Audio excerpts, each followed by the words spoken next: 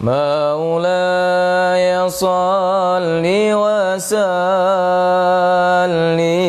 دائما أبدا على حبيبك خير الخلق كلهم هو الحبيب الذي ترجى شفاعته لكل هول من الأهوال مقتحم يا ربي بالمصطفى بلغ مقاصدنا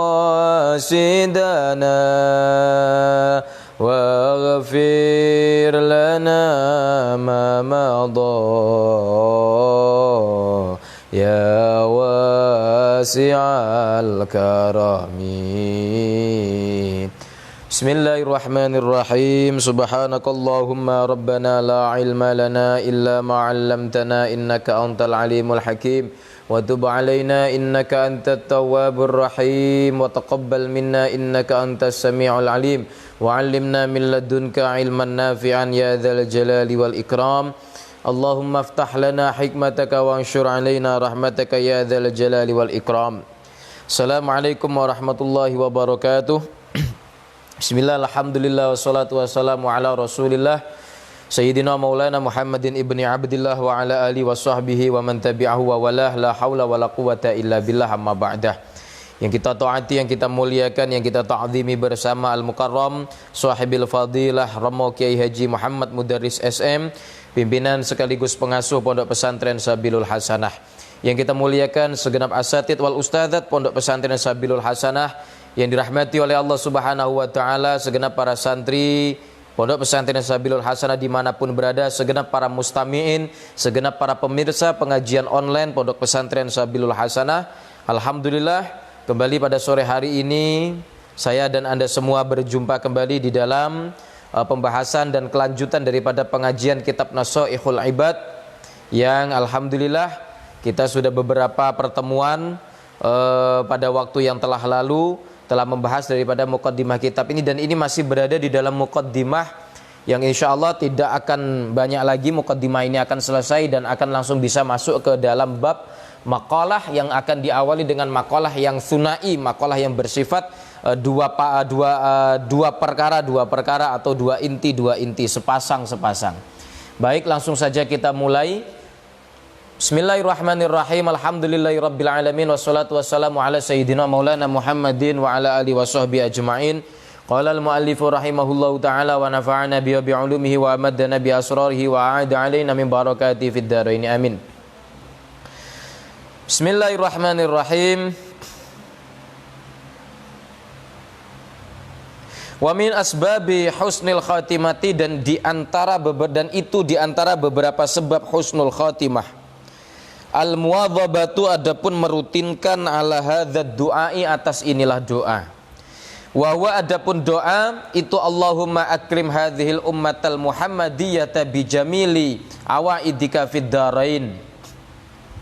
Allahumma, ya Allah, akrim, semoga memuliakan siapa engkau hadhil ummata, terhadap inilah umat, al muhammadiyata, yang sebangsa Nabi Muhammad, bijamili awaidika, dengan keindahan beberapa perlindunganmu atau beberapa naunganmu, fiddaraini, di dalam dua dunia, yaitu dunia dan akhirat, dua kampung, yaitu dunia dan akhirat.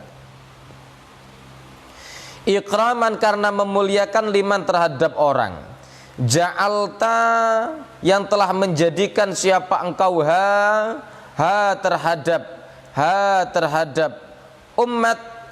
terhadap umat min ummatihi, dari umatnya Muhammad sallallahu alaihi wasallam. Jadi di antara yang menyebabkan husnul khatimah adalah sering kita membaca doa Allahumma akrim hadhil ummatal muhammadiyah bijamali awaidika fid dharain, ini ikraman liman ja'alta min ummatihi sallallahu alaihi wasallam. Dengan membaca doa ini insyaallah dapat mengantarkan kepada husnul khatimah. Wa minha, dan itu diantara asbab al muwadzabatu, adapun merutinkan ala hadzal du'ai, atas inilah doa baina sunnati subhi, diantara salat sunnah subuh wa fardhihi, dan salat fardu subuh. Wa huwa, adapun doa itu Allahumma, lafaz Allahumma, Allahumma ya Allah ighfir, semoga mengampuni siapa engkau, li ummati sayyidina Muhammadin, terhadap umatnya Tuhan kami Muhammadin, yaitu Nabi Muhammad. Allahumma ya Allah irham, semoga mengasihi siapa engkau, ummata sayyidina, terhadap umat Tuhan kami Muhammadin, yaitu Muhammad. Allahumma ya Allah ustur, semoga menutup celah siapa engkau, ummata sayyidina, terhadap umatnya Tuhan kami Muhammadin, yaitu Muhammad. Allahumma ya Allah ujmur, semoga menambal kekurangan siapa engkau, ummata sayyidina, terhadap umatnya Tuhan kami Muhammadin, yaitu Muhammad. Allahumma ya Allah aslih, semoga memperbaiki siapa engkau, ummata sayyidina, terhadap umatnya Tuhan kami Muhammadin, yaitu Muhammad.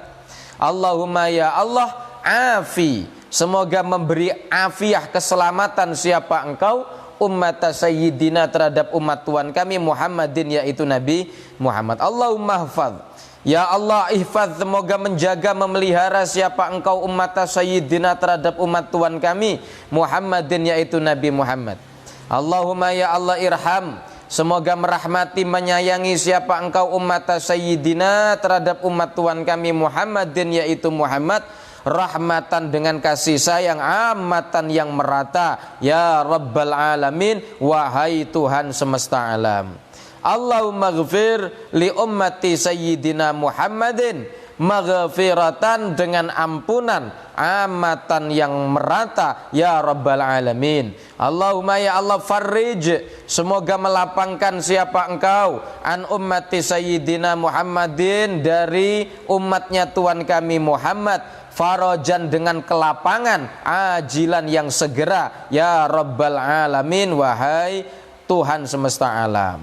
Disunahkan untuk menjadi sebab wasilah agar meninggal nanti husnul khatimah, disunahkan untuk membaca doa yang barusan kita sebutkan. Ada di kitab Nashaikhul Ibad Muqaddimah halaman 3. Allahumma ghfir li ummati sayyidina Muhammad, Allahumma arham ummata sayyidina Muhammad, Allahumma astur ummata sayyidina Muhammad, Allahumma jebur ummata sayyidina Muhammad. Bahkan dalam sebuah keterangan ulama, kalau dibaca doa ini mulai dari Allahumma ghfir hanya sampai di Allahumma jebur ummata sayyidina Muhammad, setiap habis sholat ini dibaca, maka dicatat oleh Allah, dicatat sebagai orang yang beramal soleh atau orang soleh.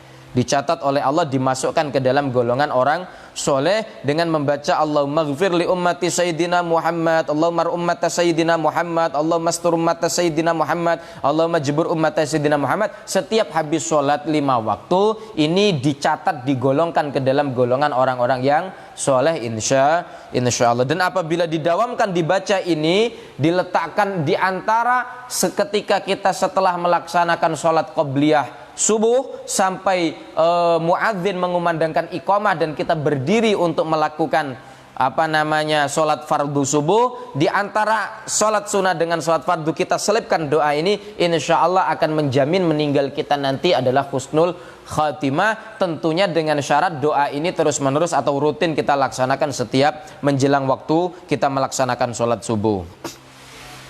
Wa minha, dan itu diantara asbab mulazamatu hadzal du'ai, yaitu melazimkan, mendawamkan ini doa. Wa huwa, adapun doa itu ya Rabbi, lafaz ya Rabbi ya Rabbi, wahai Tuhanku, kullu syai'in, adapun setiap sesuatu itu biqudratika, berada di dalam kuasamu itu biqudratika, berada di dalam kuasamu. Ala kulli syai'in, atas setiap sesuatu, ighfir, semoga mengampuni siapa engkau li kepadaku, kulla syai'in, terhadap terhadap setiap sesuatu.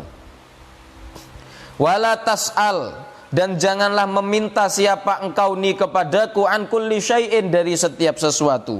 Wala tuhasib, dan jangan memperhitungkan siapa engkau ni kepadaku fi kulli syai'in, di dalam setiap sesuatu. Wa a'ti, dan semoga memberi siapa engkau ni kepadaku kulla syai'in, terhadap setiap sesuatu. Doa ya Rabbi kulli syai'in, ya Rabbi ya Rabba kulli syai'in bi qudratika, ya Rabbi kullu syai'in bi qudratika ala kulli syai'in ighfirli kulla syai'in wala tas'alni an kulli syai'in wala.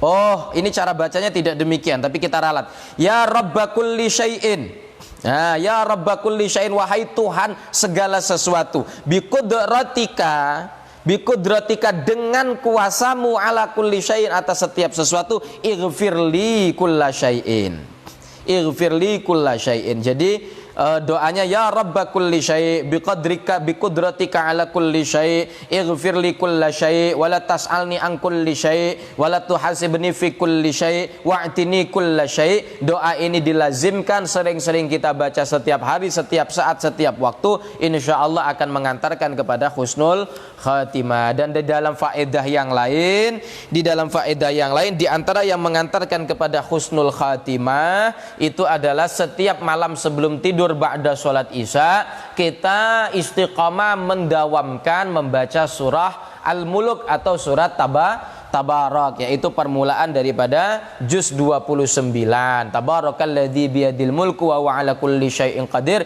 sampai akhir surah. Insyaallah tidak banyak, didawamkan setiap malam sebelum tidur dan setelah sholat isya, insyaallah akan menjamin husnul khatimah. Di antara faedah yang lain yang disampaikan oleh ulama, antara lain apa? Mendawamkan untuk menjawab azan, sehingga ketika ada azan berkumandang kita disunnah muakkadkan, bahkan dalam satu keterangan ulama hukumnya fardu menjawab azan. Nah, diambil tengah-tengah, ini sunnah yang setengah wajib. Apa? Menjawab azan. Menjawab panggilan atau seruan azan ini salah satu hal yang memudahkan sakaratul maut dan menyebabkan mengantarkan kepada husnul khatimah. Sehingga kebalikan dari keterangan ulama ini adalah bahwa sampai ada ancaman orang yang masih melakukan sebuah hiburan kesenangan di saat azan berkumandang sehingga lalai untuk menjawab azan, dikhawatirkan nanti matinya sulit dan matinya pun su'ul khatimah. Maka di dalam sebuah faedah dijelaskan bahwa di antara amalan yang ringan yang pahalanya sangat besar itu adalah menjawab seruan dan panggilan suara azan. Sehingga dikatakan bahwa kalau ada orang perempuan menjawab suara azan, maka mendapatkan pahala per satu huruf yang dia jawab, per satu huruf jawabannya diberi oleh Allah 1 juta pahala. Alfi ajrin, diberikan 1 juta pahala. Ini kalau perempuan. Sehingga kalau Allahu Akbar dijawab lagi Allahu Akbar, Allahu Akbar, alif lam ha hamzah kaf ba ra, ini 8. Nah, 8 berarti kalau Allahu Akbarnya 1 kali, kita menjawab Allahu Akbar 1 kali, 8 juta pahala. Kalau menjawab 2 kali Allahu Akbar, maka 16 juta pahala. Ini untuk perempuan. Tetapi kalau untuk laki-laki, maka 1 huruf oleh Allah dibalas 2 juta pahala. Besar sekali. Sehingga kalau 8 huruf Allahu Akbar, alif lam ha hamzah kaf ba ra, maka dibalas oleh Allah dengan 16 juta kebaikan. Ini amalan yang sangat ringan tapi pahalanya sangat besar di sisi Allah Subhanahu wa ta'ala. Sehingga sampai ada ulama mengatakan bahwa menjawab panggilan azan ini adalah sunnah yang agung, bahkan setengah wajib. Sehingga siapa yang terbiasa melalaikan sehingga lalai dari menjawab panggilan suara azan dan tidak sedikit pun tersentil hatinya untuk menjawab azan, ini hati yang termasuk hati yang sudah keras, hati yang sudah mendekati hati yang mati. Na'udzubillah tsumma Na'udzubillah. Maka jangan lupa ketika ada suara azan, walaupun di dalam hati kita disunahkan untuk menjawab panggilan azan,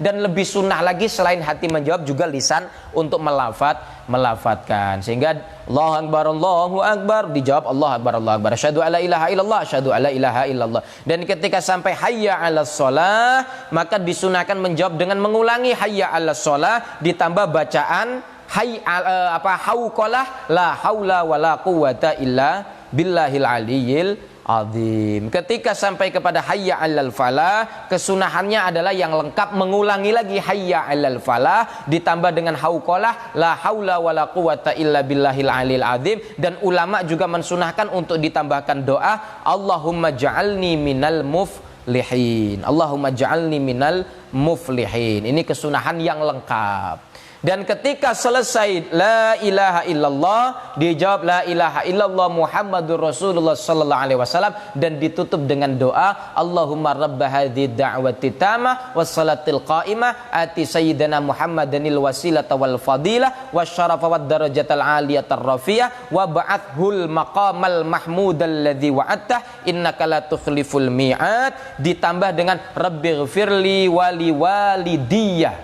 Rabbighfirli wali walidiyah. Ini 5 kali. Kenapa bukan wali walidayya? Cakupannya lebih luas.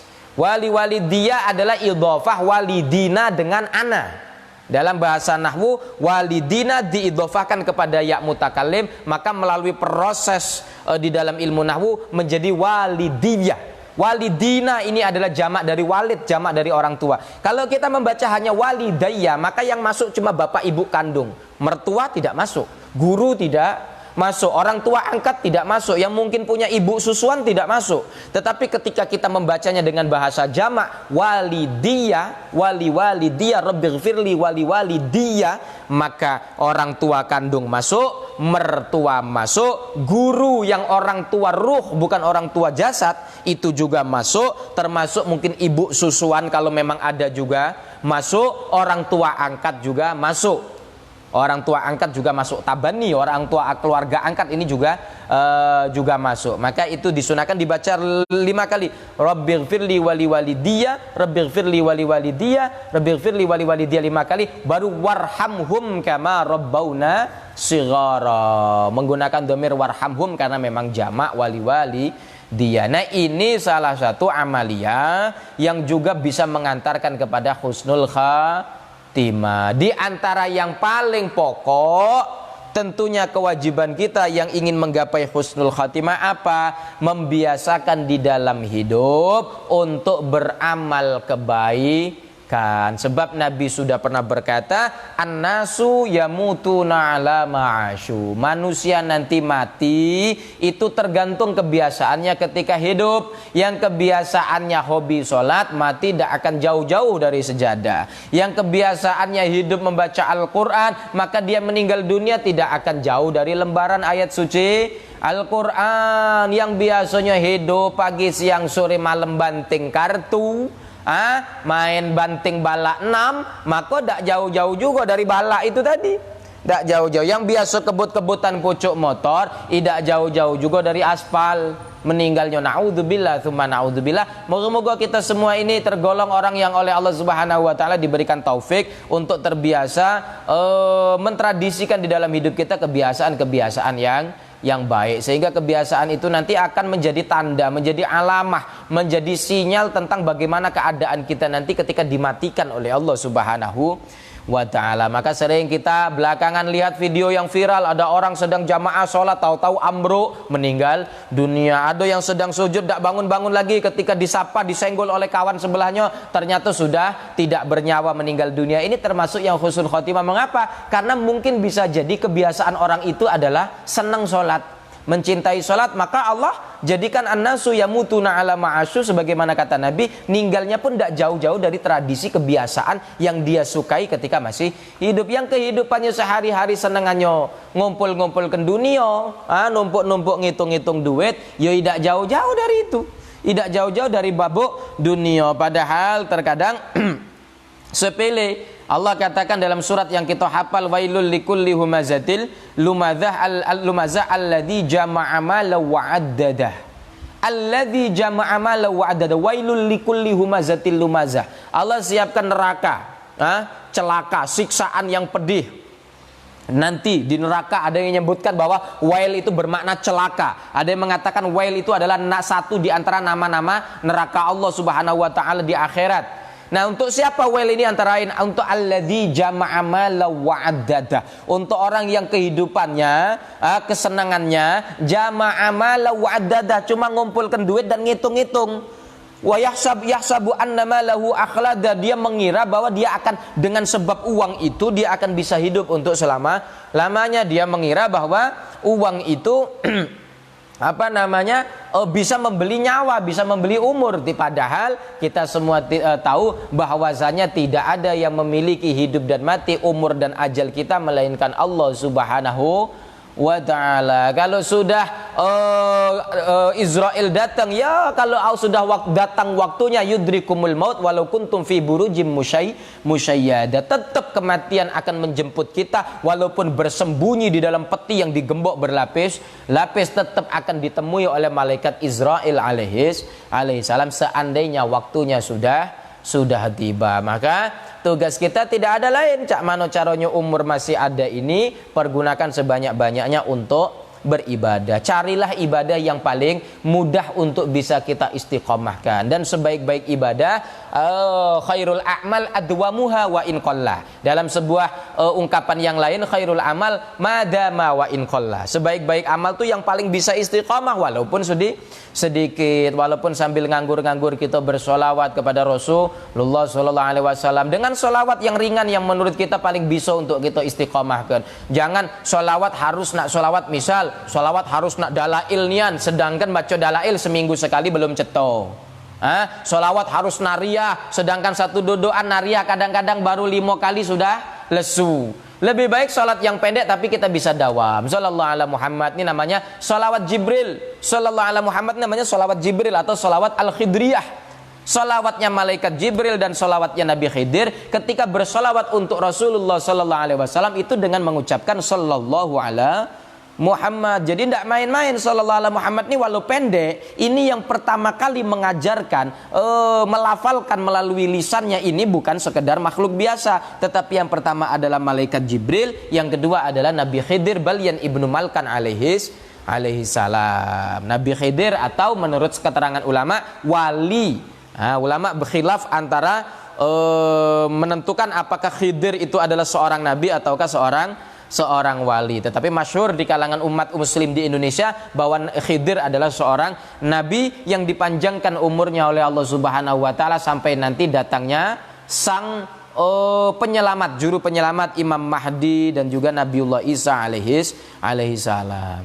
Sehingga sholawat itu salah satu amalan yang paling ringan tetapi buah dan pahalanya amat sangat besar di sisi Allah Subhanahu wa ta'ala. Bahkan sebagaimana keterangan pada beberapa hari yang lalu, Nabi pernah berkata, syafaati li ahlil kabair min ummati, syafaatku itu aku peruntukkan kepada orang yang berdosa besar, umatku yang paling banyak yang banyak berdosa besar, itu syafaat. Nah, kembali lagi, terus syafaat itu kalau sama-sama ada 2 orang yang berdosa besar, apakah semua akan dikasih syafaat? Belum tentu. Nabi pun masih akan milih untuk siapa?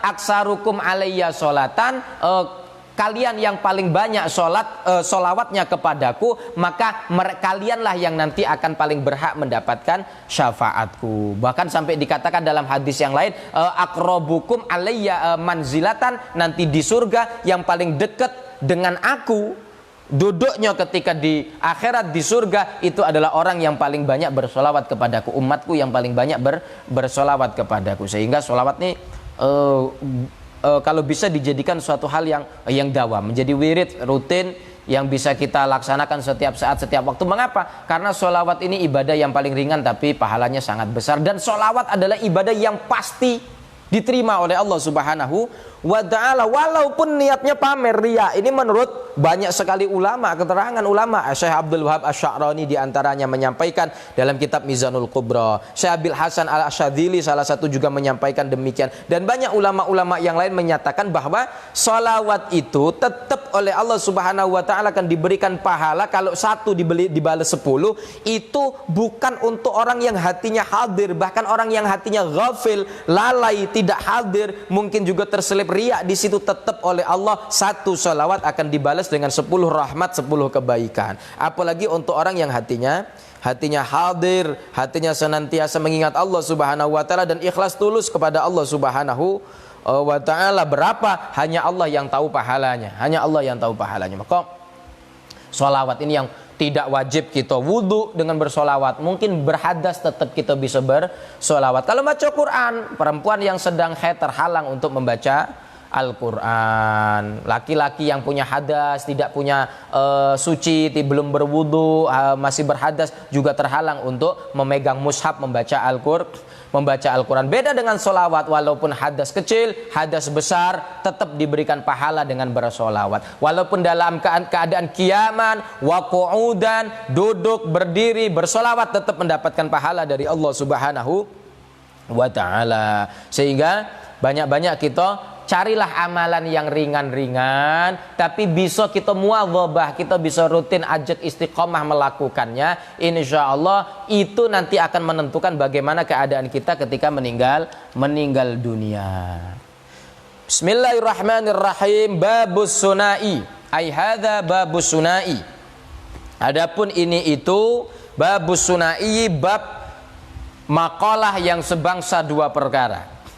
Wa fihi, dan itu di dalam sunai, di dalam bab salasuna adapun 30. Wa fi, dan itu di dalam bab salasuna adapun 30, apanya? Mau'izatan, nasihatnya. Arba'atun, adapun yang 4 itu akhbarun. Itu akhbarun beberapa hadis, wal baqi, adapun sisanya itu atharun, beberapa ucapan sahabat. Wa na'ni, dan bertujuan atau bermaksud siapa kami bil akhbari dengan akhbar, aqwalan nabi, terhadap beberapa ucapannya Nabi sallallahu alaihi wasallam. Wa bil athari, dan dengan lafaz athar, aqwalas sahabati, terhadap beberapa ucapannya sahabat, wa tabi'ina, dan beberapa tabi'in. Tabi'in adalah era yang hidup di zaman sahabat tetapi belum pernah bertemu atau belum pernah satu zaman dengan Rasulullah sallallahu alaihi wasallam. Jadi sebaik-baik era, sebaik-baik zaman adalah zamannya Rasulullah sallallahu alaihi wasallam. Kemudian bersama kibaru sahabah, kemudian Rasul wafat, maka masuk kepada era sahabat, kibaru sahabat dan sigharus sahabat. Yaitu sigharus sahabat adalah sahabat yang ketika Nabi hidup mereka masih kecil, mungkin masih kanak-kanak atau masih beranjak dewasa, ini tergolong sigharus sahabat. Kemudian setelah era kibarus sahabat, sigharus sahabat, akan ada era tabi'in. Siapa era tabi'in? Tabi'in adalah orang yang pernah bertemu dengan sahabat, pernah satu zaman dengan sahabat, tetapi tidak pernah sezaman dengan Rasulullah sallallahu alaihi wasallam. Jadi mereka lahir, sahabat masih hidup, tetapi Rasulullah sudah tiada. Ini sudah disebut dengan tabi'in. Kemudian ada era tabi'in sampai 300 tahun dari era Kanjeng Nabi Muhammad SAW sampai 300 Hijriah, ini disebut dengan era salaf. Sehingga ulama-ulama yang muncul di era 300 tahun itu disebut dengan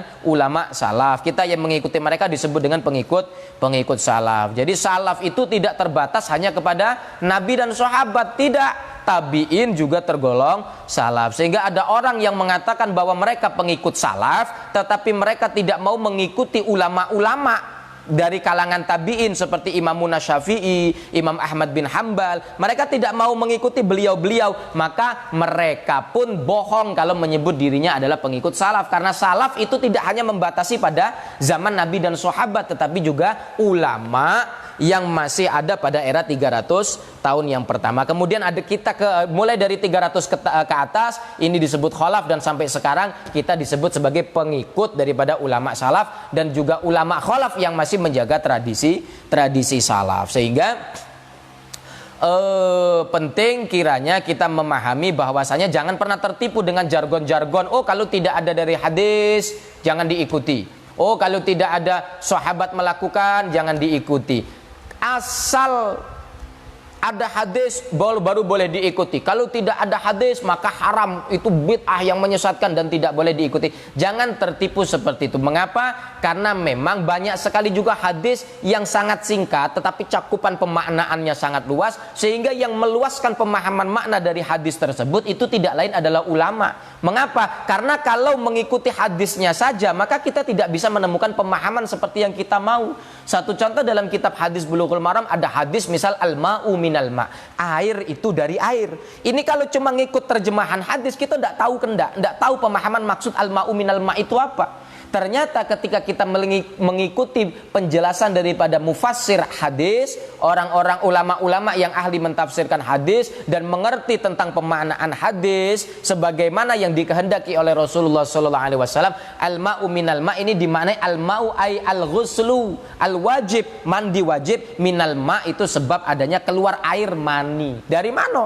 Dari ulama kita bisa memahami ini. Sehingga orang yang membatasi hanya ingin hanya mau mengikut kalau hanya ada hadisnya, sedangkan kalau dari ulama tidak mau, ini sesungguhnya ulama ini sendiri yang membatasi pemaknaan hadis al-ulama warasatul anbiya, bahwa ulama adalah pewaris para nabi-nabi, sendiri mewajibkan kita untuk mengikuti ulama karena ulama adalah pewaris nabi. Sehingga jangan pernah tertipu. Seringkali untuk apa ikut Imam Syafi'i, ikut tuh hadis Bukhari, ikut tuh Imam Bukhari, padahal kita tahu bahwa Imam Bukhari sendiri ikut mazhab Syafi'i. Banyak orang mengatakan, untuk apa ikut mazhab Syafi'i? Syafi'i ini hadisnya mana? Tidak jelas riwayatnya, apa dari Bukhari apa Muslim. Ya tidak mungkin Imam Syafi'i meriwayatkan hadis dari Imam Bukhari. Mengapa? Karena selisih kelahiran antara Bukhari dan Imam Syafi'i itu umur 40 tahunan, sehingga ketika Imam Syafi'i umur sudah 40 tahunan, Imam Bukhari baru lahir. Apa mungkin seorang ulama besar meriwayatkan hadis dari bayi yang baru lahir? Tidak mungkin. Maka jangan pernah tertipu dengan sebuah keterangan-keterangan yang karena kebodohan kita dan keterbatasan ilmu kita, akhirnya kita mudah sekali disesatkan oleh orang-orang yang memiliki kepentingan yang tidak baik. Faminhu, maka di antara maqalah aifal maqalatu, yakni maka adapun maqalah al-ula yang pertama, minal munabbihati, dari beberapa perkara yang mengingatkan, memperingatkan, as-sunaiyati, yang sebangsa dua perkara, itu perkara ruwiya yang diriwayatkan apa ma'anin nabi, dari Nabi sallallahu alaihi wasallam, annahu, sesungguhnya Rasul itu qala, telah bersabda. Siapa Rasul? Khaslatani, adapun dua perkara, itulah syai'a, tidak ada sesuatu itu maujud, itulah syai'a, tidak ada sesuatu itu afdalu, lebih utama, minhuma, daripada khoslatani. Al-imanu, yaitu iman billahi, kepada Allah, wan naf'u, dan memberi manfaat, lil muslimina, kepada orang-orang muslim, bil maqali, dengan ucapan, au bil jahi, atau dengan kedudukan, au bil mali, atau dengan harta, au bil badani, atau dengan badan, au bil badani, atau dengan badan. Dua perkara yang tidak ada yang lebih utama dari dua perkara itu, kata Nabi. Apa? Yang pertama, iman kepada Allah, percaya kepada Allah, meyakini bahwa semua yang terjadi di muka bumi ini, baik buruk, manfaat, kerugian, itu semua Allah yang mengizinkan. Corona hadir karena Allah, dan yang nanti bisa mengangkat adalah Allah Subhanahu wa ta'ala. Sebab apa Allah mengangkat? Mungkin sebab doa kaum muslimin, mungkin sebab kebaikan amal ibadah kaum muslimin di bulan Ramadan, Allah kemudian mengangkat ini corona. Maka kita harus iman kepada Allah Subhanahu wa ta'ala bahwa corona ini makhluknya Allah Subhanahu wa ta'ala. Corona tidak memiliki kemampuan dan kekuasaan melebihi kekuasaan Allah Subhanahu wa ta'ala. Tetapi kita pun harus ikhtiar menjalani sunatullah. Ketika ada penyakit, maka kita berobat. Ketika ada kebakaran, kita menjauh dari kebakaran itu. Ketika ada hujan yang deras dan badai, kita berteduh dan mencari perlindungan. Begitupun ketika ada corona, kita melakukan pembatasan yang disebut dengan social distancing atau physical distancing, pembatasan jaga jarak dan lain sebagainya, itu bukan berarti kita karena takut dengan corona sebagai makhluk Allah. Tidak, kita takutnya tetap kepada Allah Subhanahu wa taala, dan salah satu ciri orang yang takut kepada Allah, beriman kepada Allah Subhanahu wa taala, itu tetap menjalankan sesuatu yang menjadi sunnatullah. Sunnatullah firra minal majdzum firaraka minal asad. Kata Nabi, firra minal majdzum, larilah dari orang yang terkena wabah kusta, terkena penyakit kusta, menjauhlah dari orang yang kena penyakit kusta, firaraka minal asad, sebagaimana engkau pergi menjauh dari seekor singa. Nah, kita jaga jarak ini bukan karena takut terhadap corona, tidak. Justru ini membuktikan ketakutan kita kepada Allah Subhanahu wa taala dengan cara kita menjalankan sunnatullah. Corona ini ambil hikmahnya. Akhirnya kita lebih banyak di rumah, perempuan tidak banyak keliaran. Akhirnya perempuan yang biasa membuka aurat sekarang bisa menjaga kehormatan, melayani suaminya dengan baik di dalam rumah.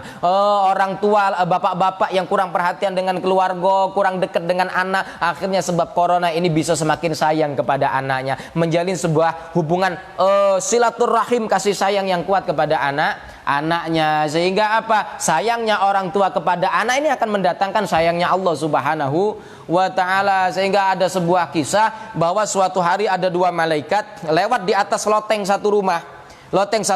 Malaikat yang satu berkata kepada yang lain, "Hei bro, ini bapak yang punya rumah ini, itu loh orangnya ya. Ini orang yang sudah dicatat akan menjadi penduduk nerakanya Allah Subhanahu wa ta'ala. Mengapa? Karena dia punya 70.000 keburukan yang tidak diampuni oleh Allah Subhanahu wa ta'ala. 70.000 dosa yang tidak diampuni oleh Allah Subhanahu wa ta'ala. Ini bapak ini, berarti ini dosanya banyak. Nanti ini bakal ahli neraka. Nah, tiba-tiba bapak ini sudah mau keluar rumah untuk mencari nafkah. Tiba-tiba setelah selesai bekerja, bapak ini pulang ke rumah. Di tengah perjalanan bapak ini teringat dengan anaknya, teringat kesenangan anaknya. Maka orang tua ini, bapak ini mampir ke warung untuk membeli halwa. Halwa itu manisan, bahasa kita mungkin taruhlah sekarang ini permen. Memberikan permen kesukaan daripada anaknya. Sampai di rumah dikasihkan ke anaknya wajahnya berseri, girang, senangnya bukan kepalang. Tidak lama dari situ malaikat yang dua tadi lewat situ, balik lewat situ lagi dan berkata, "Wahai temanku, sesungguhnya aku baru dapat informasi baru." Apa dia? Ini bapak ini yang tadinya seharusnya dicatat sebagai penduduk neraka, sekarang sudah dicatat sebagai penduduk surganya Allah Subhanahu wa ta'ala. Loh, kok bisa itu sebab apa? Sebab dia mencari nafkah, dan nafkahnya itu dipakai untuk menyenangkan keluarganya. Pulang dia membawa sesuatu untuk diberikan kepada anaknya, disenangkan anaknya.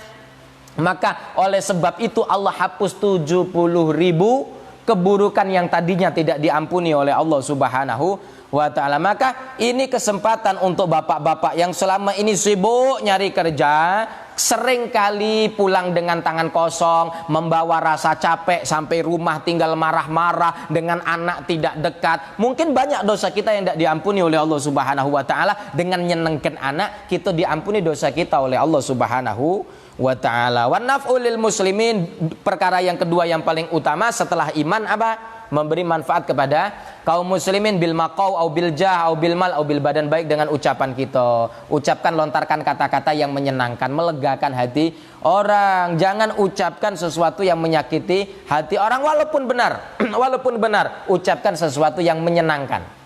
Nah, kalau ada kebenaran, yang kebenaran itu ketika diutarakan kepada pemiliknya kemudian menyakitkan, maka sebaiknya kita tahan untuk tidak kita ucapkan. Tahan, tidak diucap. Satu contoh, ada uang lewat, dia hitam, giginya tonggos.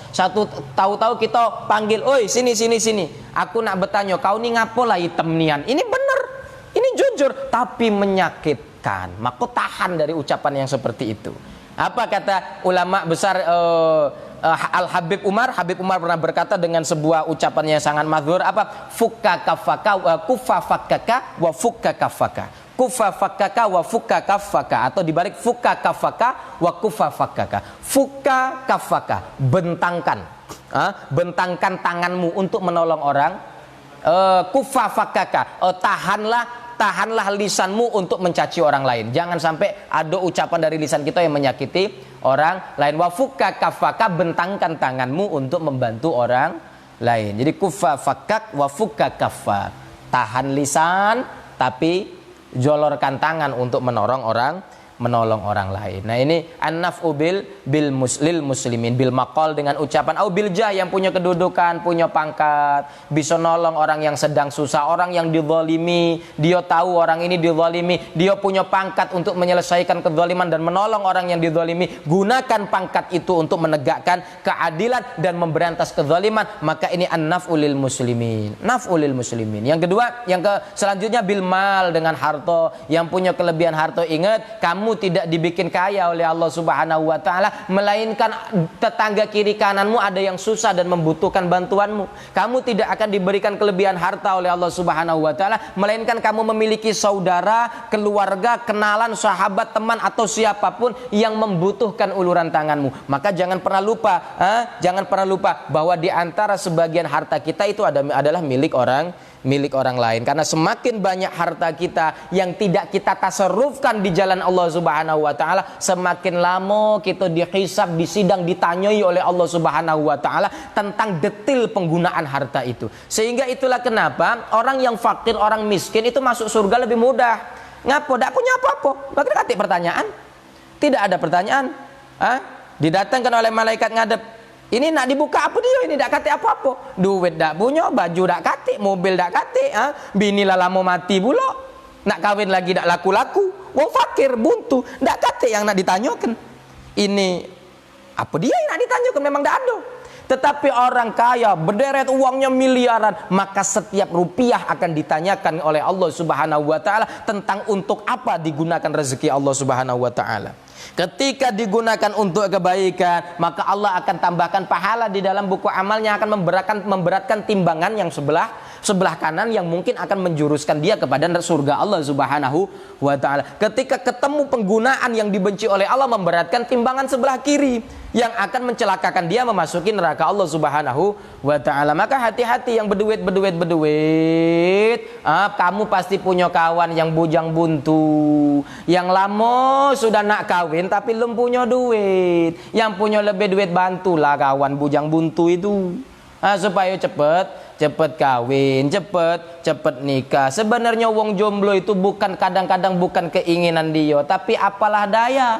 Apalah daya tangan tak sampai. Maka kawan-kawan yang punya kelebihan harta, ini bantu.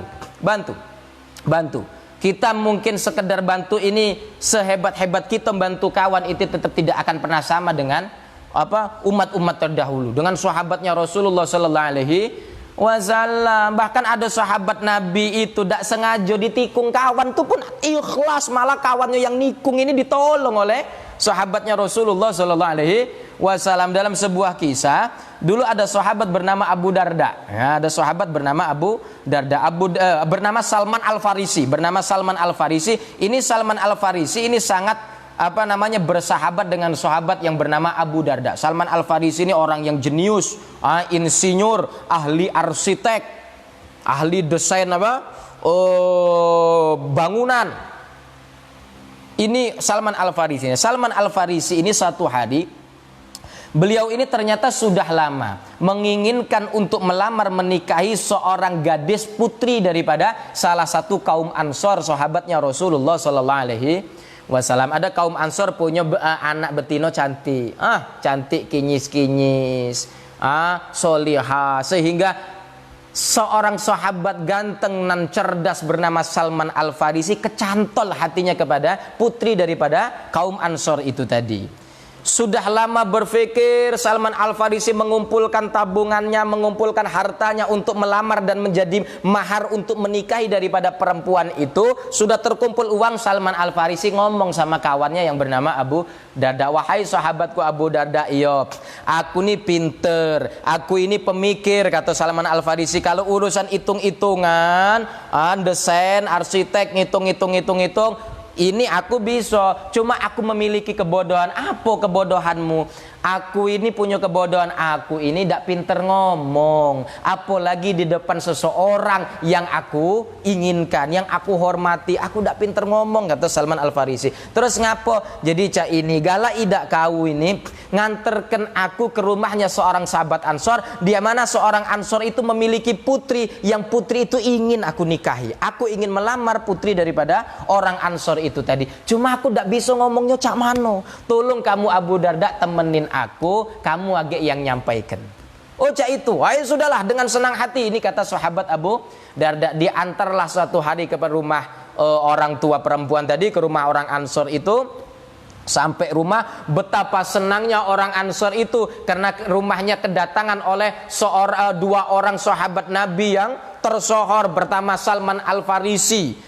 Salman Al-Farisi adalah pemilik ide daripada membuat paret yang menyebabkan kemenangan peperangan kaum muslimin atas orang kafir pada waktu perang Ahzab atau perang Khandaq. Begitupun sahabat Abu Darda ini terkenal sekali, senangnya minta ampun sehingga disambut dengan baik, sehingga tidak lagi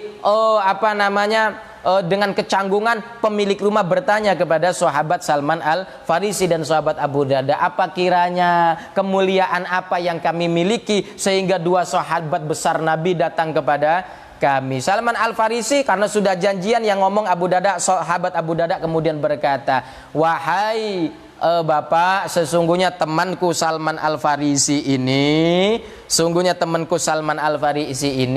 datang ke sini tidak lain adalah memiliki niat yang mulia, niat yang baik. Apa?